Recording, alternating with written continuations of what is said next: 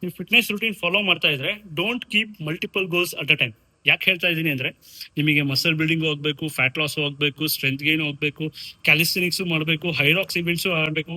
So ಎಲ್ಲದನ್ನು ಒಟ್ಟಿಗೆ ಇಟ್ಕೊಳಕ್ ಹೋಗ್ಬೇಡಿ. This will not going to help you so much, because ಎಲ್ಲದಕ್ಕೂ ಅದರದೇ ಆದ ಟ್ರೈನಿಂಗ್ ಇರುತ್ತೆ, ಅದರದೇ ಆದ ಎನರ್ಜಿ ರಿಕ್ವೈರ್ಮೆಂಟ್ ಇರುತ್ತೆ. ಸೊ ನೀವ್ ಏನಾಗುತ್ತೆ ಅಂದ್ರೆ ಎಲ್ಲದೂ ಇಟ್ಕೊಂಡಾಗ ನಿಮಗೆ ಯಾವ್ದ್ರ ಬಗ್ಗೆ ಫೋಕಸ್ ಮಾಡಕ್ಕಾಗಲ್ಲ. ಬಿಕಾಸ್ ನೀವು ಫ್ಯಾಟ್ ಲಾಸ್ ಮಾಡ್ತಾ ಇದ್ರೆ ಫ್ಯಾಟ್ ಲಾಸ್ ಹೈಲೈಟ್ ಆಗುತ್ತೆ, ಆಯ್ತಾ. ನೀವು ಎಲ್ಲದನ್ನು ಇಟ್ಕೊಂಡಾಗ ಎಲ್ಲದೂ ಆಗುತ್ತೆ ಕೂಡ. ಲೆಟ್ಸ್ ಫ್ಯಾಟ್ ಲಾಸ್ ಆಗುತ್ತೆ, ಮಸಲ್ ಬಿಲ್ಡ್ ಆಗುತ್ತೆ. ಬಟ್ ನಿಮಗೆ ಆ ಪ್ರೊಸೆಸ್ ಅಲ್ಲಿ ಇದ್ದಾಗ ಎರಡು ಹೈಲೈಟ್ ಆಗಲ್ಲ. ಮಸಲ್ ಬಿಲ್ಡ್ ಆಗೋದು ಗೊತ್ತಾಗಲ್ಲ, ಯಾಕಂದ್ರೆ ಫ್ಯಾಟ್ ಲಾಸ್ ಅಂದ್ರೆ ಇಂಚ್ ಲಾಸ್ ಆಗುತ್ತೆ, ಬಾಡಿ ವೇಟ್ ಡ್ರಾಪ್ ಆಗುತ್ತೆ. ಬಾಡಿ ವೇಟ್ ಡ್ರಾಪ್ ಆಗ್ತಿದೆ ಅಂದ್ರೆ ನೀವು ಇನ್ಕ್ರೀಸ್ ಆಗೋ ತರ, ನಿಮಗೆ ಮಸಲ್ ಮಾಸ್ ಇನ್ಕ್ರೀಸ್ ಆಗೋ ತರ ನಿಮಗೆ ಯಾವುದೇ ರೀತಿ ವಿಸಿಬಲ್ ಚೇಂಜಸ್ ಕಾಣೋದಿಲ್ಲ. ಸೊ ಹಾಗಾಗಿ my recommendation is keep one goal at a time for better results and quality results.